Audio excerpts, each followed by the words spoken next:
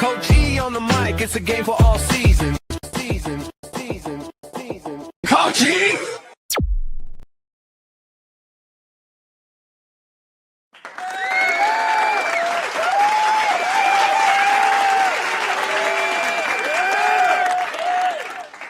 Hey, I appreciate that welcoming and that welcoming applause. Ladies and gentlemen, thank you for watching and listening to another episode of Coach E Game for All Seasons, brought to you by Perfect Time Fitness with your boy Coach E, local neighborhood high school football, basketball, track coach, strength coach, Twinsburg football program, co-CEO El Presidente at Perfect Time Fitness, Mid Prep.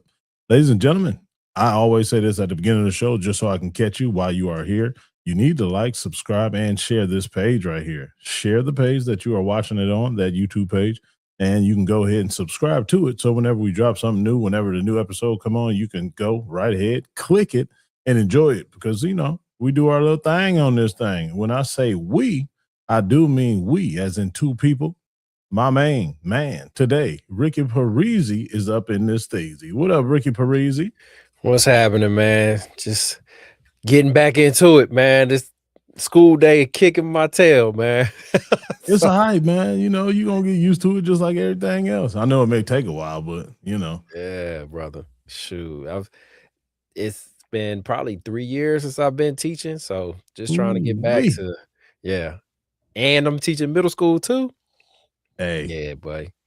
So, to you, what's the difference between teaching and coaching middle school than high school? The middle school, are they a little bit more rambunctious? Yes. A lot more or a little bit? A lot more squirrely, man. That's the only way I can describe it. Everybody just squirrely. And really it's the boys. And it's in middle school. The girls are so much more mature than the boys. I don't say catches up, but it kind of evens itself out later in the year as the year gets older. Because I'm teaching 8th grade. So you'll see they're still they're just old 7th graders right now. And by the time it gets to the end of the year, they're like high school students. So you'll see the maturity in them as the year goes on. And then coaching wise, man, you dealing with some people who ain't never played football before. Like when you get to coaching like the 7th grade B team, like that's tough. Right. And then in high school, things have kind of it's shaking itself out, and it's like you got kids that are really about football, and you'll sprinkle every once in a while, you'll get a new kid, but everybody there has done it before, played it before. It goes a lot faster. Middle school's got to slow things down a lot more, which is just another challenge. But as a coach, you figure that out. There's a lot of time to teach though. Because like you said, nobody played before, so they're going to be hanging on tooth and nail to everything you say and everything you teach them to do. And that's crazy because one of my boys up here, Blair's cousin, Sharon's cousin Blair, his name is Ron. This is his first year coaching, and he got in the middle school. So we've been talking, I'm trying to teach him the game a little bit more because he really haven't played football, but he's always wanted to coach. So just been trying to help him out, give him little pointers here and there. And then I have to remember, like, I'm teaching him about middle school kids. I was about to go deep into stuff. And I'm like, they don't need that. I was just about to say that. And that kind of hit me on the field today. It's like they just need to get lined up and go. What's the assignment? What are you supposed to be playing and play? Now, I will say a lot of the kids, they did like 7-on-7 in the summertime. And we got a lot of like coaches' kids. Yeah. So they locked in on another level. Like, they understand what's going on. It's one kid, he out there playing corner. I'm like, yo, what's your alignment? 1x7. What's your technique? Like he know it. And I'm like, show it to me. Show it to me now. So he demonstrating it for the kids. So it's good to have those type of kids, out there.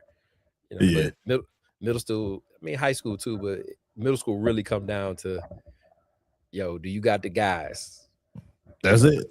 Because I could coach them up. We could be exactly where we need to be. But that kid just get around the corner a lot faster than my kid, Just ain't nothing you can do either. Nah. I remember I was coaching middle school ball when I first got here to Texas. And we played this one middle school. And they had a kid on their team. His nickname was Magic. I'll just leave it at that. Dog, every time he touched the ball, it was just like, and so I heard about him. So I schemed them up. Like I said, I got my we running a 3-3-5. I had my ends. No, it was basically a 4-3. So I had my ends. Every time he in the game, you just sprint out. Like Get wide. get wide, keep him on your inside shoulder. Defensive tackles, just get up the field. Force them to outside. Yep. And I had a safety just spying him. Like wherever he go, you go. Like he run over, you run over there. Like, you know. He was running back or quarterback? That's when he was at quarterback. Yeah, because I was about to say, I know they tried to put him at quarterback just so he could touch the ball every damn play. Yep. So, and that was the best team in our conference. Damn. And when I texted halftime score to a couple of our teachers, it was only 6-0.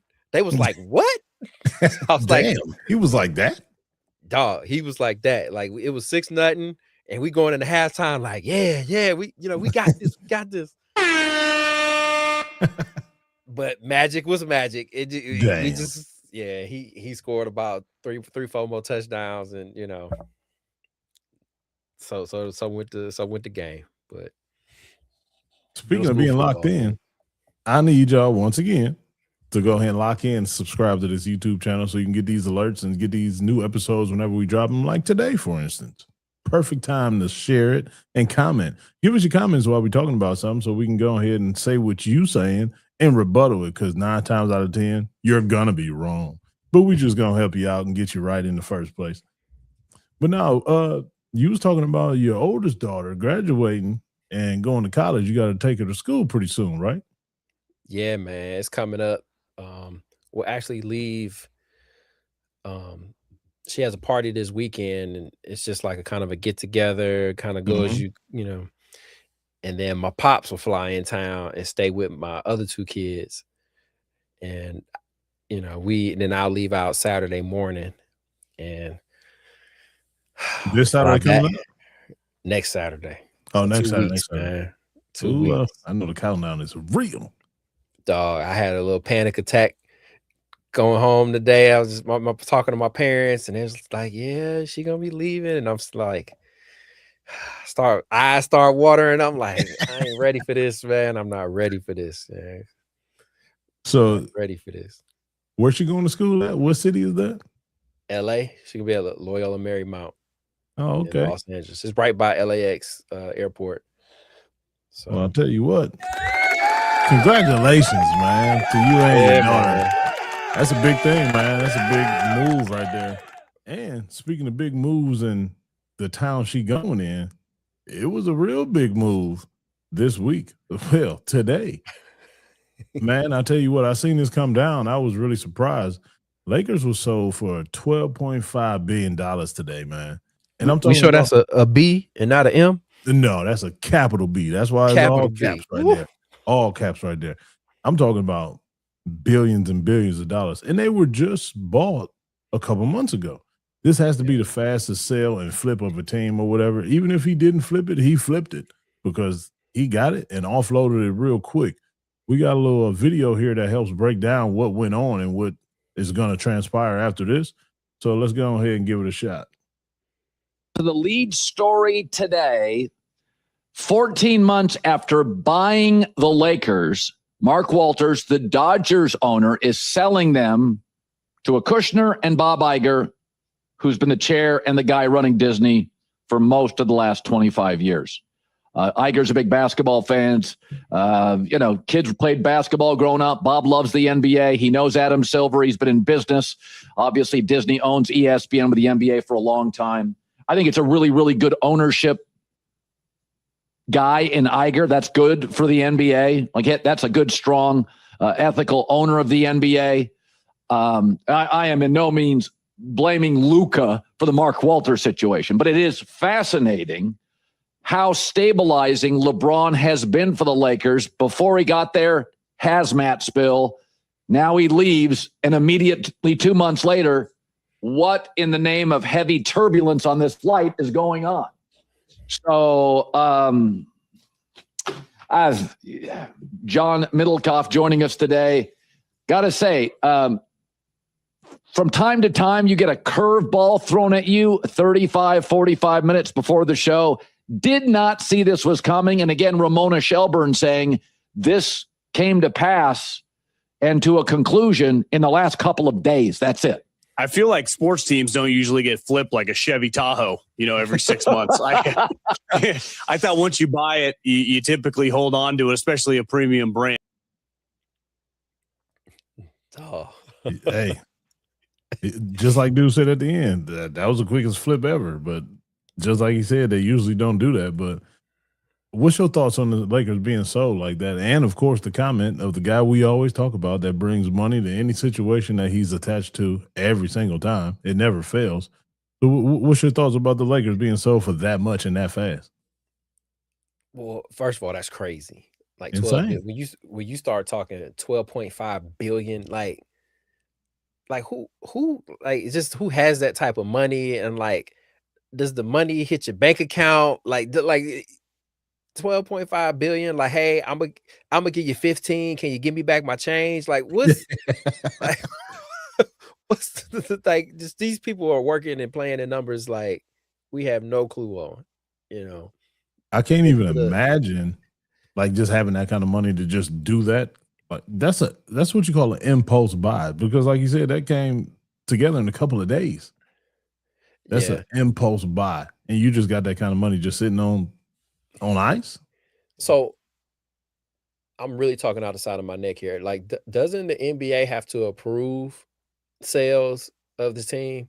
Yeah, And like, was it a no compete sale? Like, I'd assume that they have to let other people get a chance to bid on it. It was just like hey man, you want to buy the Lakers? Let me hold on. Let me go home and talk to my wife, and I'll call you back tomorrow. Yeah, we'll buy it. How much you want? It's like, was it a conversation like that? That's what it sounded like.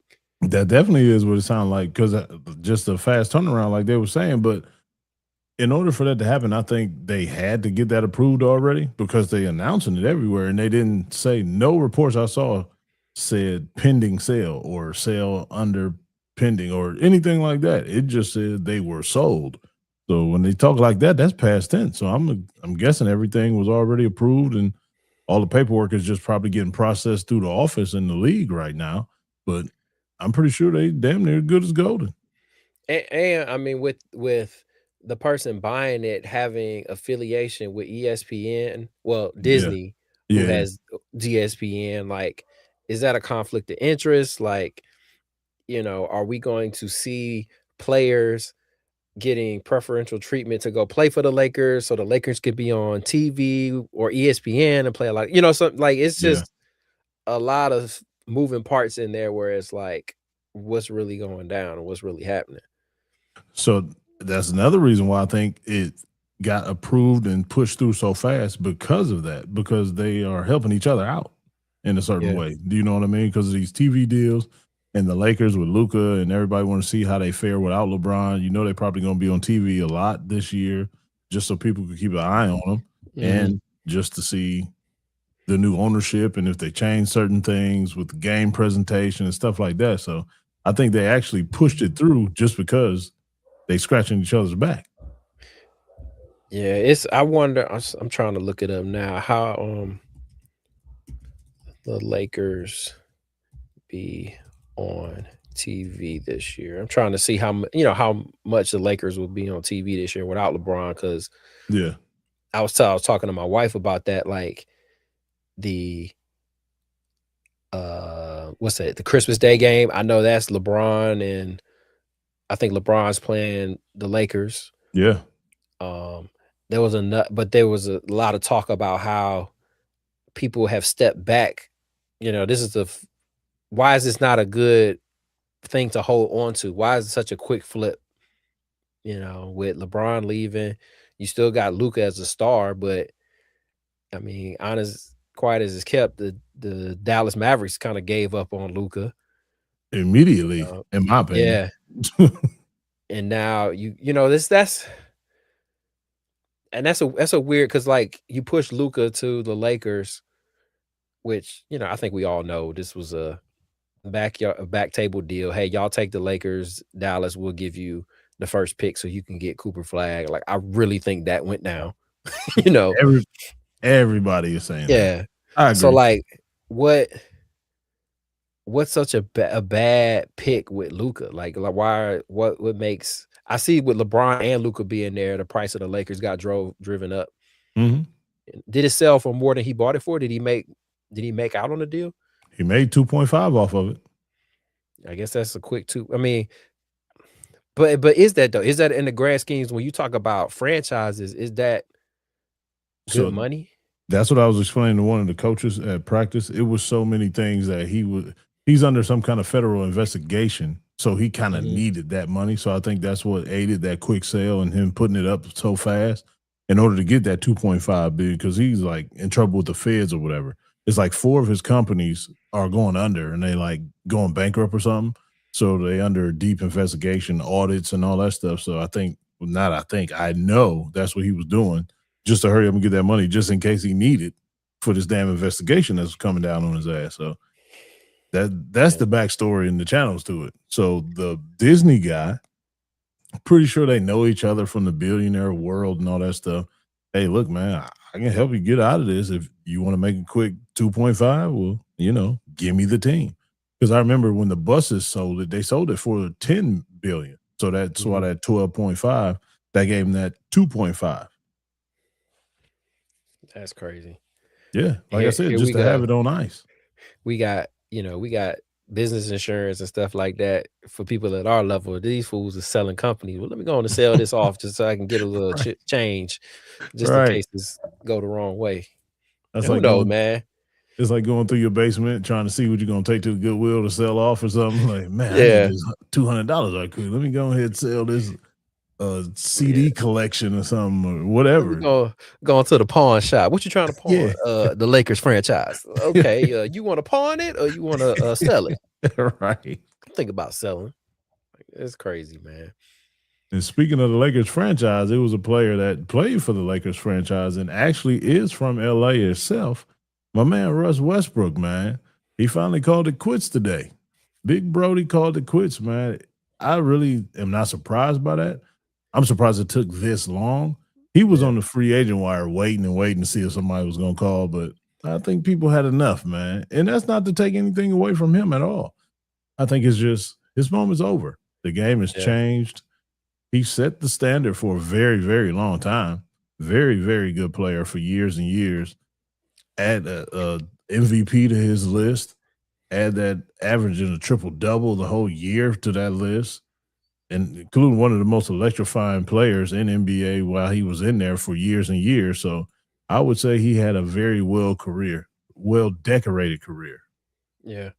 Would you say that he's the second one of this era to retire? Like you're starting to see those guys retire now. Like you talking about with him and Chris Paul? Yeah, Chris Paul, him. Like you're starting to see those guys finally retire. But the thing was, they could still play though. Yeah. That's kind of the difference. I just think they could still play. It was time, man.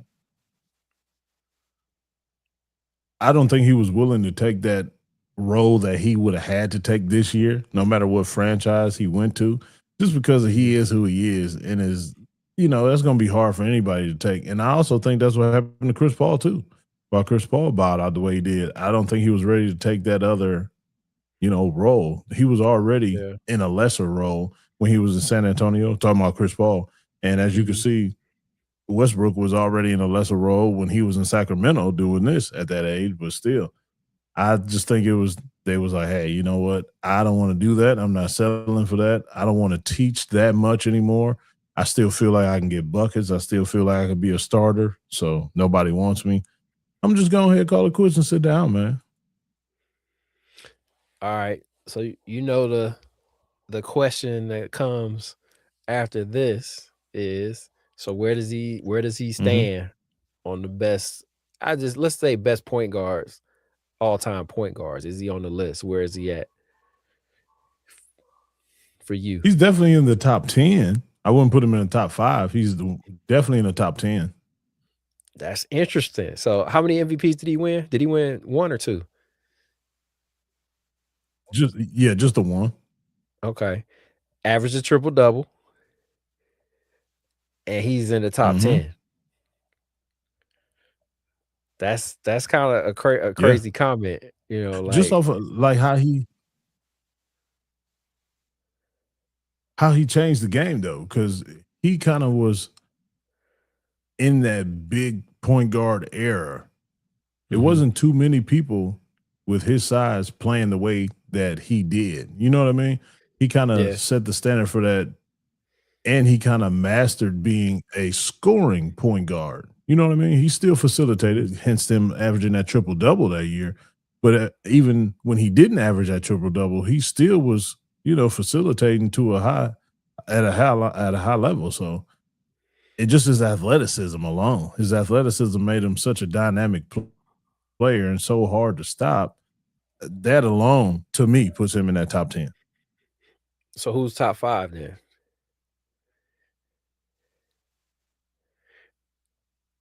Chris Paul, in no particular order. Okay. Chris Paul, Isaiah Thomas, Derrick Rose. Let's see, who am I missing? Rondo for me. Okay. And who am I missing? I'm missing somebody. That was 4, right? Yeah. Why am I drawing a blank? Oh, Jason Kidd. Sorry, Jason Kidd. Who? That's an interesting list. No Magic. So now, I guess that's Magic's in your second tier, your second 5. So you know what? Now that you said Magic, I could put him in there over Rondo, but like in my head, Magic is not a point guard. He was just a basketball player. So when people say point guard, I don't automatically just go to Magic for some reason. I don't know why. Maybe that's just me thinking too deep in it, but I just think he's just a good basketball player. He's LeBron James without all the athletic ability and scoring ability. And so I was going to ask you, because it sounds like Magic is like an anomaly. He's like, because he has played game, he has played center in games. Like, you know, he's done that. Yeah. On film, it's on wax.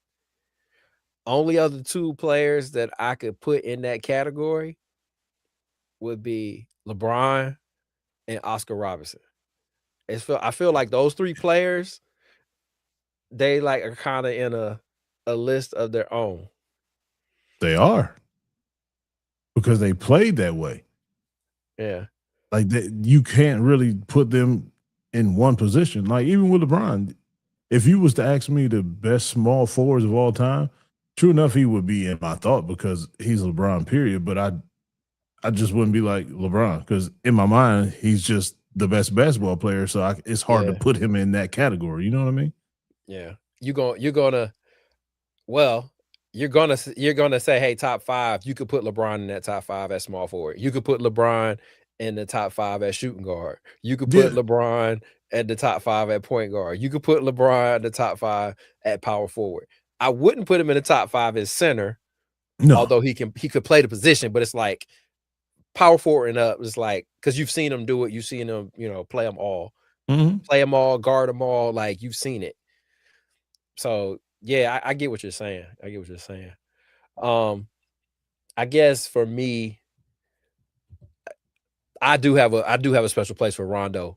Like when that whole team, that Celtics team was going on, I was like, Rondo is my favorite player because I think he made that whole team go. Oh yeah, ain't no thinking about it. He did. Yeah, they couldn't have done none of that without him at all. Like he got a lot of those guys there, you know, they got the ball into their spots, because at that time, you know, Ray Allen was more of a spot up shooter. Paul Pierce, he was still a go get bucket guy, but it was only in like spurts when they needed it. But he was getting KG the ball, like, you know. Not only that, with Paul Pierce at that age, I mean, at that point in his career, he wasn't a go get it by himself guy. He needed to be set up like that because he couldn't create his own shot like he could back into his prime.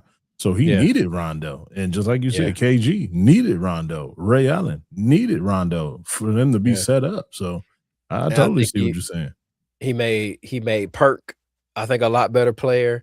He made a lot of those guys that played that center or that other power forward role when KG was playing center. He made those guys, up like that true floor general. That was Rondo right there, man. Like 100%.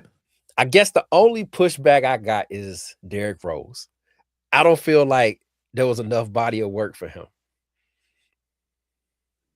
You don't think so? That's why he wouldn't be in my top 5. I think he would be in my next tier. I think that Miles, you're a jerk. Okay. He set you up, right. You're a jerk, Miles.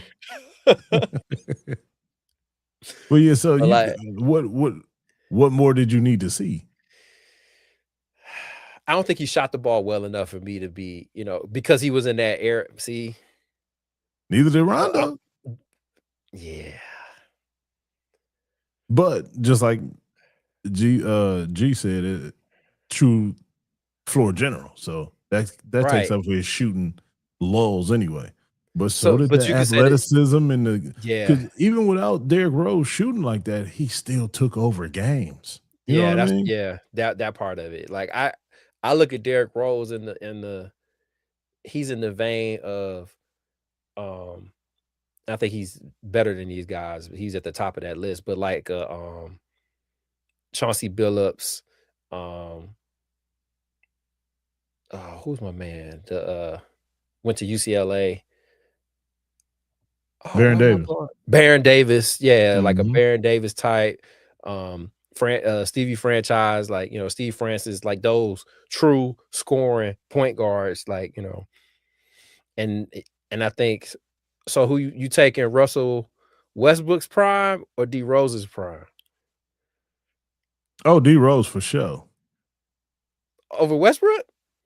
Yeah, because Westbrook's prime, it's so hard to explain because Westbrook had KD, he had James Harden, but he was still in his prime at that time. That D Rose prime, it was D Rose. He had Luol Deng, he had a couple guys here and there, but you knew that was D Rose team. At that time when Westbrook was in his prime, it was not known as a Westbrook team. It was known as a Durant team. So therefore, I think their primes were a little bit different, which that makes D Rose's prime outshadow Westbrook's prime. So just because how they were done. So you don't think his prime was the years where he was by himself, where Harden was in Houston and KD had left and he was doing it by himself? Yeah. That wasn't. But it just didn't last that long. It's D Rose's prime. That's why I will put D Rose prime over his. That Westbrook prime, he was by himself for what? 3 years or so? That's when he averaged a triple-double, though. Yeah, not taking that away at all. Then he did it 2 years. 1 year he didn't win the MVP. No, MVP for it. Yeah. That's definitely good. Top 10, never to win a ring. Oh, okay. I can dig that. Yeah, I can dig that. Top 10. Now, Miles, I need to know top 10 point guards or top 10 player. Right. I need to hear that. Let me hear that. Top player or top point guard without a ring. Top player, I'm not so sure. Top point guard, yeah. 14 all-time scoring. He said player. Ooh. Top 10 player all time. Player? Hey, that's high praise for the boy right there. Yeah. I can't go that far personally, but I'm not going to knock your opinion, but I just don't agree with it. That's all. And there's nothing wrong with that. Yeah. Now we got action. We got the argument. There it is. Now we got action. There it is. Nobody has more triple doubles. And you're right. Yeah. Nobody does. And like you said, MVP too. Yeah, correct. But and those are good stats to support your argument as top 10 player of all time. Those are good stats to support that. So that was my thing about D Rose and Westbrook. Like it's hard for me to put Westbrook over not put Westbrook over D Rose because of all of that. D Rose never averaged a triple double. No, never. And he never was close, especially with assists. He never was I don't think he ever averaged over 6.5 assists his whole career. Facilitating really wasn't his thing, but that's what I was saying about the prime and the dominance of it. That's why his prime was a little bit better to me. Mm-hmm. So that, and they kind of, and that's why I'm not bringing up Damian Lillard. That's why I'm not bringing up Steve Nash, because I don't think Steve Nash and Lillard played more like each other, but I don't think Westbrook and Rose, I think they matched each other's gangster play style. Yeah, play style. Play style. Now, it's one thing that we got to do. That was the basketball talk. We got to get this thing in. It's that time of year, man. I'm itching already. I'm getting close, smelling the grass. We was just talking about our own personal situation with the coaching. And we have our last scrimmage tomorrow. As we speak right now, our last scrimmage tomorrow at home versus Talmadge. So this is our last tune-up, man. Then next week, week 1 already, bro. Out to it. Yeah, already. Man. So this is a very important scrimmage tomorrow. So it's going to be kind of like it's the dress rehearsal. So we playing one whole half. Yeah. Full go, game style, everything. Everything is the same. So this is very important tune-up for us right now. And I think we've been doing pretty good. And the schedule that we have this year is going to be in our favor compared to the last couple years because we kind of moved to the other side of the suburban league. Not saying at all that it's the sorrier side, but we're on the smaller school side. Do you see what I'm saying? So we should be pretty good. We should be pretty good. That's my hopes and that's my dreams, but still got to prove it, though. I can sit here and say we're going to be good. That don't mean we actually are, but we still got to put the work in and prove it. So when you say smaller school size, that have y'all like redistrict and like the whole new alignment type thing? Yeah, a lot of people up here did a whole lot of realignment, man. So it's like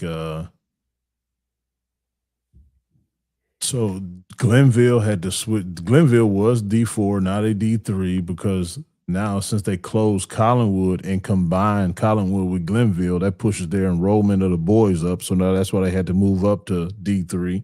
See, so I got to remember the lower the number, the better the division in Ohio. See, the higher the number, the better the division here in Texas. Because 6A and all that, right? Yeah. So it's Miles, we playing Talmadge tomorrow. Talmadge. So it should be a pretty good game. They always give good effort. They always kind of big up front. They just lost their quarterback. He graduated last year, so it's a whole different quarterback. And the quarterback is live tomorrow because of the game situation. So plan to get after him pretty intensely. That's a little shoot. You don't want to lose your quarterback to no scrimmage. Everybody else could be live except for the quarterback. And you know what? We down here. Our quarterback ain't live, but theirs is. He don't know that. No, they know. The coaches had to agree to it, but that's what they wanted. They said, "Go ahead." They wanted a live quarterback. Yeah, man. Oh, nah, bro. That changed the whole trajectory of a season right there. Your QB go down immediately. More times than not, your backup is not as good as your first one. That was not a longest yard reference. Caretaker. Whatever, dude. It's all right. So down here in Texas, when I was coaching at DeSoto, it was basically regional. So like you played the schools that were in your region, and that's down that southeast sector, man. It's a gauntlet. But once you go playoffs, you could be in the same district, but you playing in a different playoff bracket. Oh, okay. So we had like a division. It'll be 6A. I think at the time we were 6A Division 2, and it's a 6A Division 1. So you could win your district, and depending on where the records fall, you could be seeded. Like we were the number 1 seed in 6A Division 2, even though we finished second in the district. I understand. Yeah. So it's different because it's just so many schools. Y'all deep down there. Well, and so I don't know if it was last year, but I know there was a year here fairly recent where the 6A Division 1 champion was Duncanville. The 6A Division 2 champion was DeSoto. And then I think the 5A champion was South Oak Cliff. And they're all like within 10 minutes of each other, the schools. Oh, that's crazy. Yeah. The state champions all came from this one area. And speaking of that one area, we all know that you hail from Dallas, Texas right now nowadays. Yeah, Caleb Downs, man. The Dallas Cowboys picked Caleb Downs in the first round of the NFL draft this year, and they were saying that he is living up to every single expectation that they ever dreamed of him so far in training camp. This guy was a huge playmaker for the Ohio State Buckeyes. First year that year was the Alabama Crimson Tide. But if you look at these highlights, he just plays football the right way to me. He totally plays football the right way. He reads the play, diagnoses it real fast, and gets to where he needs to be. Just good, like that good pass breakup. Comes down, fills the alley, runs the alley in the run game. The only thing that I thought that he would be lacking in NFL is height, because you rarely see safeties his size with a big impact on the game like the way that he has so far. So I thought it was going to catch up to him. Not to say that I thought he was going to be bad at all, but I just thought it would be a bigger learning curve and a bigger transition or a harder transition for him to go to the league at that size. But I guess once you diagnose things that fast and you're that fast and that quick to the ball, your height don't matter anyway. So everybody is showing they love to Caleb Downs in the Dallas Cowboy training camp, especially CeeDee Lamb. CeeDee Lamb got interviewed. They asked him what player has been, catching his eye. And he said, hey, man, Caleb Downs has been giving us hell in the backfield, in the passing game, everything. He's one hell of a football player, and we're glad he's on our side. So when a vet says that, and a vet like CeeDee Lamb says that, that's huge. I'm going to tell you, watching these highlights, the name that jumps out to me is Ed Reed. And I don't throw that name on a lot of people when I'm talking about the safety position, because in my eyes, he's arguably the best safety to ever play in the NFL. And that's the quick diagnosis and the quickness to get there and make the play before it even develops. Yeah. And they got, I think, Downs listed at 6 foot, and Ed Reed was 5'11". Oh, okay. So, I don't know why I thought Ed Reed was 6'1". I don't know why in my brain I had him 6'1". I thought he was like 6'2", but the way he played, the way he played in the box, and if he can play on the back end and ball hawk the same way Ed Reed can, even that play right there, he had to dodge a rub route and make the play in the backfield. He was athletic enough to do it. And that person that he tackled, that last Penn State tackle, and look at that form fit hit right there. Yeah. That last Penn State tackle was a tight end that's 6'6", 245, and he brought him down in the open field.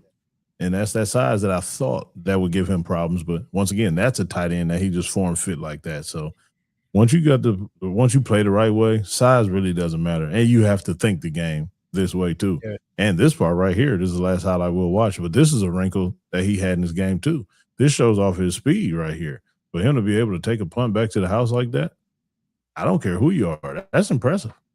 Yeah. Well, that's against the Indiana. Way he plays on defense. That was against Indiana. Yeah. So in order for him to do that and have that in his game, that's pretty huge, because you never know. He could be back there returning punts this year. And the crazy thing is, especially with them saying that on the Cowboys, it's been all these years where they've had a good front seven, they've had a good linebacker core, but they've always been lacking at the safety position. On the back end. Yeah. So imagine if he was playing with the DeMarcus Lawrences or the Parsons or something like that, the big heavy rushers that they had, with him in the back and the corners that they had at those times too.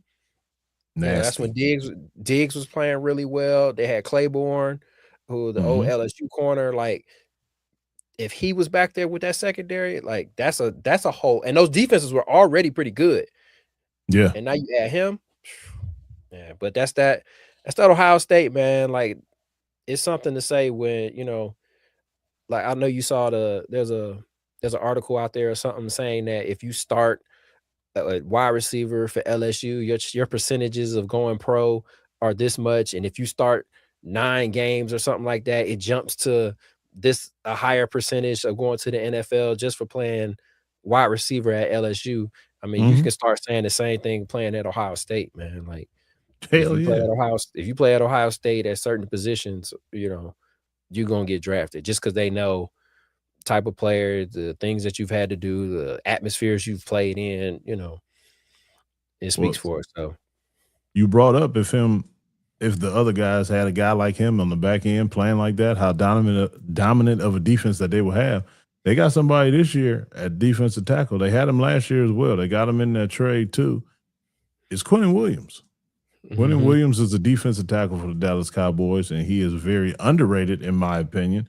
I think he is one of the best defensive tackles in the league, and he needs to get more recognition for that, which I think he will now because of this right here.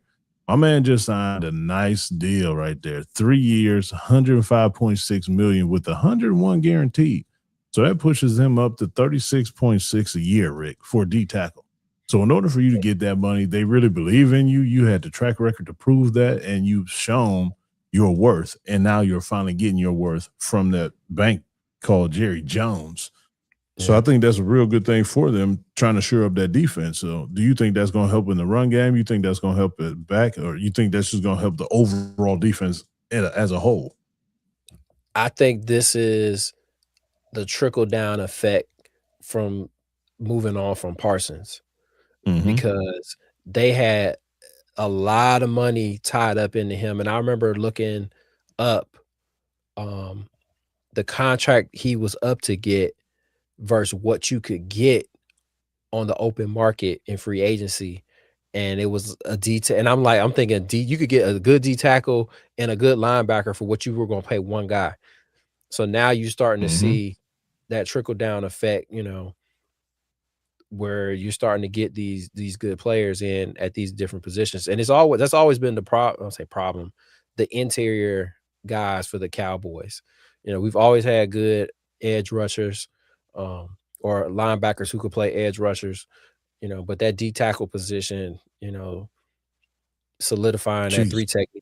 Yeah, it's hard to find, and when you find a good one, you gotta hold on to them. Like, I think that's why the Rams are hoping, what's the name comes back to play alongside Myles Aaron. Garrett. Like, Aaron, man, that changes things because now you it's one thing to have to double team a guy on the outside, but now you got to double team a guy on the inside too.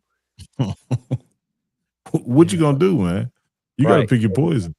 And normally the 3 tech is not the one that's being double teamed. It's always, the shade, because it's an easier double Yep. team to get, and it Because he's should, right there sitting in that gap where they need to double right. that. And that's the thing about the defensive line. If you could rush 4 and you got 3 guys on a 1-on-1, somebody got to win. Have You to. can, If not, you're yeah, not doing your job. I right. tell that to the guys every single day. We have to be good enough in order to get a 4-man rush. And don't get me wrong, I love the linebackers. I love the DBs. But damn it, I want to make those plays. I want to Yeah. get the sacks before the DBs even get these interceptions. I want to get that tackle for loss before these damn running backs make it to linebacker level. So that's Mhm. where we have to be good and dominant as a group in order to do that, just so we can stand out, man. In high school, you have a couple defensive linemen come out here and there every year in certain schools and in certain areas and in certain programs. I want to have a dominant front 8, not even front 4. I want my 2s to be as good as my 1s. I want my 2s to be as aggressive and as just relentless as my first ones. So that's what I'm trying to build here. And I have good personnel to do so. But like I was saying earlier, we just got to put all that to work, man. It's time to do it. Yeah. In the college game and pro game, coverage sacks turn into incomplete passes, but actual Mm-hmm. defensive line sacks, those turn into interceptions because now you got the quarterback trying to throw the ball or get rid of it too quickly, and throwing off the back foot or something Mhm. like that. Those are the ones that turn into interceptions. And in the high school game, it's just demoralizing when you getting beat up front. You can't run the ball, you can't pass the ball. Like it's just it's a slow death. It's a slow death in that high school game, man, when you getting beat up For front and you can't do anything. for all 4 quarters. Right. Right. It's a bludgeoning. And then that's when you lose your mind. You getting out of character, trying to try these different things that you never would try before, but you have nothing else because your whole play call, your whole play sheet, your whole game plan, that's gone out the window now. Because we Yep. can shut that down for the first half. Then you come out, okay, maybe this will hit right now. Maybe this will pop. It don't pop in the third quarter. Now you stretching. And even though it may be a 7 or 14 point game at that point, when you trying to make everything pop, you're going to do something out of character in order for something to just pop the other way for us. So that's Yep. what we've taken on right there. The high school my son goes to, they were strictly like an option team for the longest, and you would see them get into some games where and because they had a lot of big offensive linemen, a couple of them went to Texas and played some of the other SEC teams, but if they got down in games, they weren't built to throw the ball and come back, and that's like you said, you see them doing stuff out of character, Mm-hmm. and turnovers happen, and then, a 7-point lead comes to 14-point lead, and then a 14-point lead becomes a 28-point lead, and then it just keeps snowballing from there because you're trying to do something that you're out of character of doing. That's why they Yeah. changed around their offense now, went more spread. It's more palpable to if you're down, you can throw the ball and things like Yeah. that. So, and that always drives me crazy when I see high school teams kind of playing prehistoric offenses, and it's like you're What are not you doing the doing? kids. Yeah, you're not doing the kids a service because it's hard to recruit them. Those type of kids when you're not seeing them in the type of offenses that colleges run, and they're not learning how to play those type of positions and see those type of looks coming at them in practice to even be successful in the game. And you know what thing I'm going to say? Wing T. I mean, Hey, damn. man, dog, I I love Coach H, but Wing freaking T. I mean, I'm gonna toot my own horn. Could you imagine me in a shotgun being able to run and do whatever I needed to do with the ball? Like I State. would beg and plead him, could you put me in the shotgun so I can at least see the defense coming at me Yeah. and be able to. Oh my goodness, man. I'm sorry to get you started, brother. I thought about the wing tee immediately when you said these high schools are now put because there's still people that run the wing tee today. Like, what are you doing? Is Chardon still like Wow. that? Yes, Chardon, Minter Kirtland still do that. It's just crazy, man. I don't agree with it whatsoever, and it's Man, just annoying to prepare for. Like, it's yeah. And that's the thing. That's why they do it because they're like, oh, you can't get a great look, and you beat them on scheme. I think that's just a very ego head coach. yes. I'm gonna do This this is my my way. system, and you better do it, or you can't play for me. Okay, I won't play for you then because this shit sucks. Bad, bad. Like I'm trying to get these kids recruited. That your main job is to get them to college. So Yes. do things that colleges see and colleges want to do. Hmm. Speaking of doing things that people want to see, these good old Cleveland Browns, man, we want to see them do something good this year. We don't want them to be the same old guys from every single year. But these are some of the highlights from practice today, man. Saw Deshaun doing something. Not as you can see, Deshaun is starting this preseason game on Saturday against the Bears, and Shedeur will start next week against the Bills. So the only thing that I'm thinking about is they know what they're doing. The last couple days on the radio, Rick, has been outstanding because Saturday, they've been switching, getting reps every single day, right? They've been Yeah. switching. It'll go Deshaun, it'll go Shedeur, it'll go Deshaun, Shedeur. So Saturday was supposed to be a Shedeur day, right? Mm-hmm. Monken came to the press conference. Somebody asked, like, okay, so today's Shedeur day, right? He's like, yeah, today's Shedeur day. He's going to be getting the reps with the ones, blah, blah, blah. Every day he said that actually happened. For some reason, after he said that, 45 minutes later at practice, guess who ran out with the ones? Yeah. Deshaun. So everybody was like, what happened? You literally just said that Shedeur was going to get the ones. He was like, well, I don't think I need to tell you guys every single thing I'm doing. I'm like, wait a minute. Then ever since that day, the whole narrative has been changing. Well, it looks like Deshaun's going to be the starter for the season. He's going to start this first preseason game. And then the joint practice, that's a telling story when these teams go joint practices and everything. So now all of a sudden, the joint practice, Deshaun is going to get the reps with the ones. And then that's why Shedeur is starting that preseason game with the Bills next week, because Deshaun is going to get all those joint practice reps. So it's something changing real quick, man. And these fans have been going crazy. These fans have been eating it up. They've been calling into the radio, complaining. You know how they get, man. So, hey, I heard the same thing down here. So this has been national news now. Absolutely. So, yeah. Yeah. I'm what you think? Go ahead. The thing is, last year we was blaming Kevin Stefanski for not putting them in with the ones or not even getting reps at all.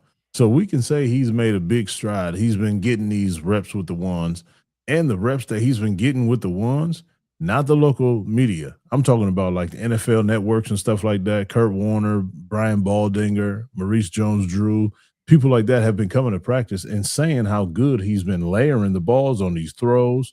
He's hitting the guys in different areas of the field. Of course, he's doing better checking the ball down, but he's going over the middle of the field, going over the linebacker, showing touch on his passes and things like that.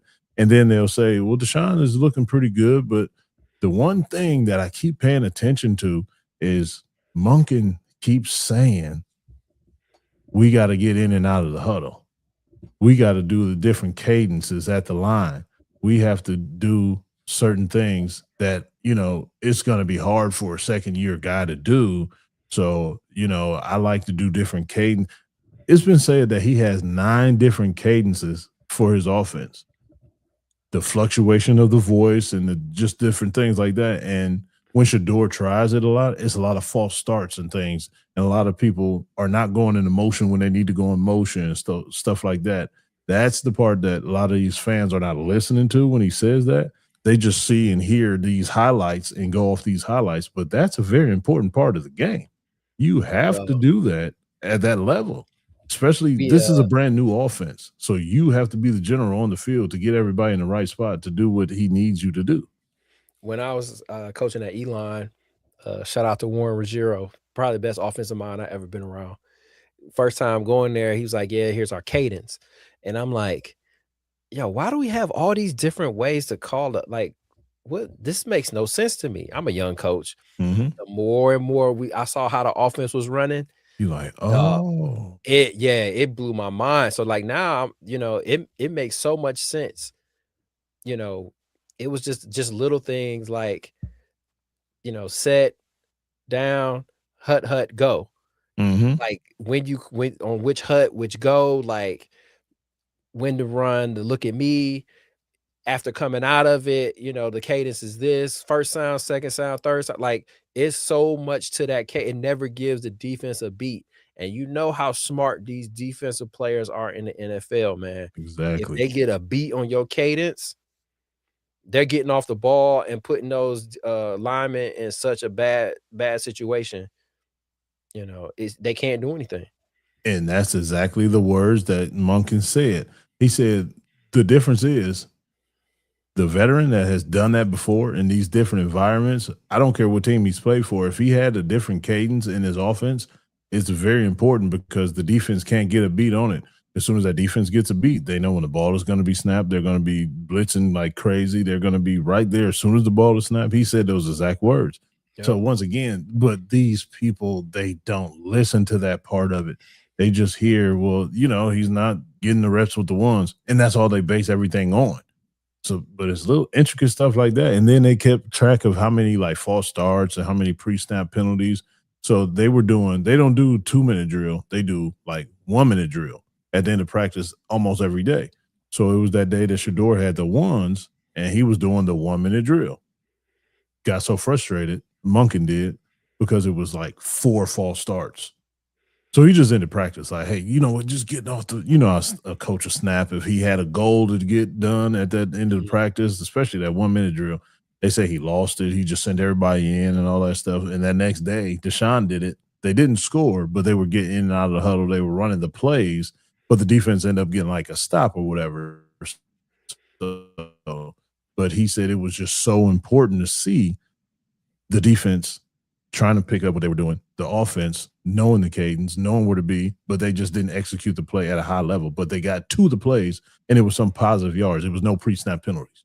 So that's what he was just happy with that win. So it's stuff like that that's been adding up, and that's why I think the narrative is changing. And plus, the money plays a huge part in that too as well, because you've been saying that on here since day one. Dog. You make too much money to sit this pine, cuz put the money on the field. Put the money on the field. So and that's the part of the football. I'm preaching to the choir, but just sometimes talking football with people who just have no clue or just don't understand, all of this stuff is so much bigger than just completions, incompletions, interceptions. It's so much more than that. Timing. You could complete a pass, but if the timing is not what it's supposed to be, you just thinking to yourself, that's not gonna be a completion in the game. Or exactly, he completed that ball, but he ran that route too short, which made him throw, or oh yeah, he threw that ball, but that was after the defensive lineman already ran past and tagged off on him. It was a sack. Just it's so much stuff that people don't see. All they see is the throw and catch, and it's oh, he's the greatest, and that goes for both sides. That goes for Shedeur, and that goes for what's his name? The quarterback, Deshaun. It's in both spaces, both of them are doing things great. Both of them are doing things wrong. But if it's just the getting in and out of the huddle, that is so elementary, and just we got to be able to run a play. Yeah, I got to go with the guy that can get the play off. We got to do that. I don't care how good somebody, and then that comes where coaching comes in. Okay, if that's what he's having a problem with, he's too good of a player for that to be the issue. We got to do something. Why is he not figuring it out? Because I guarantee if he was, they would figure it out. So that's what what's his name? Big Dog. He used to be a corner back in the day. Hanford Dixon. Okay. No, that's not Hanford Dixon. I'm tripping. I'm trying to think of who he was, but I'm drawing a blank. And I thought I saved it. I was about to play the audio, but I didn't save it. Yes. Anyway, he was talking about how it's ridiculous that they would put that out there, because they basically are calling Shedeur dumb, because he can go out there and line the team up and get a playoff, and he's never played quarterback a day in his life. But he was like, I just don't like how, because that came out shortly after the narrative just started switching and switching every day.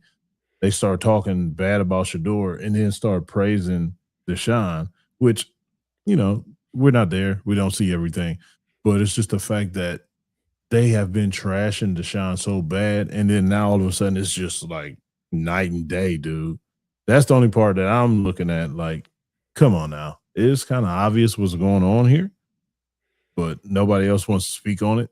He gonna be our number one, so we got to start pumping him up, making him feel good. Yes, and another part that came out today was that's why he's starting at this preseason game away in Chicago and not the preseason game at home against Buffalo, because they're scared of PR and the fans booing him, Deshaun, if he was to start that Buffalo game. But since we have our first 2 games on the road, they believe that he can win both of those games. And by the time we come home to play the Panthers, that the fans will kind of be on his side a little bit, and it won't be a boo fest like it would be if he was to start the home opener the first day of the year. I'm like, come on, man. Y'all can't think about that. We should just be thinking about winning.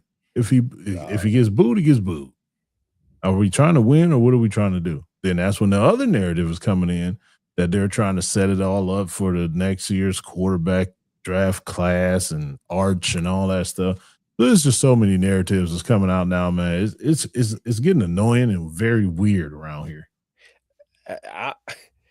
I think the Arch situation would be a worse situation Absolutely. than Shedeur. Because what is he gonna do? Yeah, like he ain't got it all together on the college level. He can't diagnose no defense, Nah, especially not on this level. no.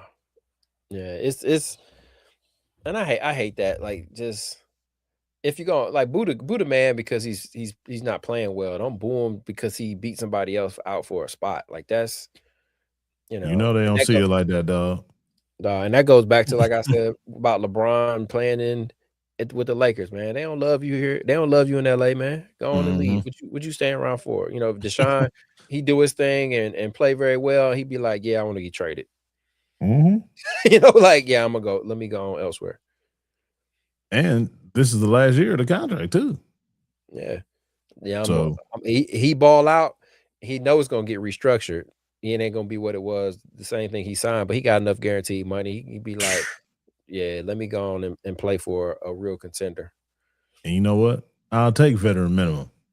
Yeah. Because I'm already sitting pretty over here. Thank you, Jimmy. Yeah, it's sad, but they, like I say, talking. That's sometimes I don't even talk sports with people, man. The older I've gotten, man, it's like you have no clue. I'm good. I ain't talking with you about this. And then when we have conversations like this, all I hear in my head, he gets it. He understands what I'm saying, and I understand what he's saying. That's exactly why I tell people when people be like, "Oh man, what you doing? You gonna come to the bar to watch a game?" No, I'm not coming to no bar and watching no game because y'all gonna be in there talking that drunk talk, and even if you're sober, y'all gonna be talking that you don't understand football talk. I'm not in the mood for that. I just want to watch the game, man, because I'm gonna watch it different than what you're watching it. Yep, the first time the Browns go 3 and out. See, man, that's why they should have pushed Shedeur in. The dog. The first drive. Can you relax? Like, for real. Nothing happened yet. Somebody throw a touchdown and, So what's been the talk with the third string? Dylan, yeah. I heard even Dylan leapfrogged Shedeur. That's what I was about to say. Even on one day, I think it was that Saturday, where he was supposed to get the first, Shedeur, and Dylan moved up and got second. And Shedeur only got like 2 or 3 with the threes. I don't know. But they all said Dylan has shown no growth. Like, he can still throw in 7-on-7. He's completing his passes in 7-on-7. But when it's time with the live 11-on-11, he still can't see. He still can't read the defense. He like, what are we doing? So that's what made me say, like, man, there's a lot going on right now. And I'm trying to pick up on what they putting down, but they're doing a good job hiding whatever point they're trying to prove. But at the end of the day, I think, just like you said, Deshaun going to be in the starter. But at the end of the day, I still think they're both going to play. So in my opinion, it really doesn't care who starts off the year because you're going to see both of them play anyway. Then we can compare and contrast the two on how they do in their record real time in the regular season, not just preseason stuff, not this camp stuff. Yeah, okay, it is football, but I want to see the real thing. Hey, and shoot, Bill Belichick them interviews, man. Like, yeah, we're gonna go with Deshaun today. Well, why is he playing today? There's something we wanted to check out. We wanted to see. Next question. It ain't got nothing about Shedeur not getting in and out the huddle, blah blah blah. Because I'm still thinking on a macro level. Even if we got to make him look good, if we want to trade him or move him. So I'm not putting that out there for you all to try to diagnose what I'm saying. Yeah, that's weird. You think that people would be savvy enough to not do stuff like that, but and that's why I named this segment what? Same old Browns. Browns be browning, baby. Browns be browning. Because just like you said, you should know that. But let's think about it. This is Todd Monken's first head coaching job. Even though he's an older coach and he's an old school coach, still his first head job. So he's still learning on the fly. And it's still like training camp. He ain't even got to the sideline to figure out how he gonna do the challenge flag stuff, all that, and call plays at the same time. And that's about to be a lot, dog. But this only only coach that's coming back is Zach, right? And Stevens or Zach Taylor in Cincinnati, right? What with the Everybody challenge flag? No, everybody else has got a new head coach this year, right? Except for Oh, in the Cincinnati. division, yeah. Yeah. Mhm. Yep. Yeah, that's why I thought there was a Michael Corleone style, take them all out. Let's start all over. You're right. It's so now everybody's a rookie head coach. Now you're going to who had the most ability at quarterback. Mhm. Which is going to be Burrow or Jackson, in my opinion. Yeah. Don't get me wrong, I'm an Aaron Rodgers fan, but he ain't the old Aaron Rodgers. He's still going to do better than a lot of people are thinking just because he's Aaron freaking Rodgers. But I don't anticipate them winning anything on a grand scale. But the Bengals and the Ravens, I think that's what division going to come down to pretty much recently as usual. I feel like if Pittsburgh to have a quarterback like Rodgers at QB, everybody else has to be either a savvy veteran or a rookie who picks things up very quickly because they have to move and react and to break off routes and things like that at such a precise level. Mm-hmm. There's no room for error with Rodgers and like moving around the pocket and stuff like that. Like he's not old Aaron of old, man. Like, no. Dog, I still tell people, I remember at a Cowboys game, they were playing, they went into overtime, they were driving down the field. He dropped back, got pressure from his left side, spun out of the pocket, was coming downhill, and it was 4th down. He tossed that mug on a rope 20 yards. On the sideline, you talking about? On the sideline. It was a BB to the tight end. I was like, God. Like for that moment, I was like, yo, he's the best quarterback I ever seen. Because that was crazy. Dog, and they wound up winning the game. On that field goal. I remember that. I was like, God dang, like you ain't beating that. No. Like, I'm sorry. The way he threw that ball is insane. Hey, I guess so that I hear that sound. Good pod. So Coach E. Yes, RPZ from DFDZ. Got a post-game word for the people tonight. Yes, I do. Hey, you did a better job than Byron. All right, ladies and gentlemen, gather around, take a knee, all eyes on me. Today's word is, so be it. So be it. Is somebody out there better than you at what you think you was going to succeed in? So be it. That doesn't give you your destiny. That doesn't mean you're not going to get to where you wanted to go. That's not going to mean that you're not going to get to what God already has for you. So be it.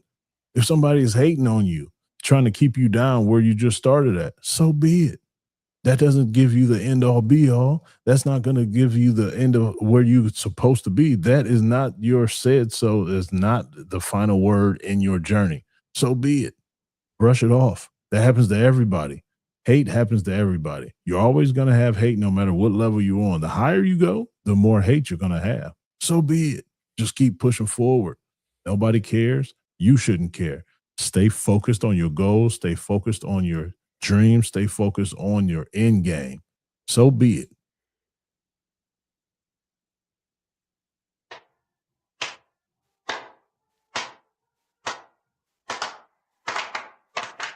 All right, let's go. Win on me, win on 3. 1, 2, 3. Win. It sounds so sweet.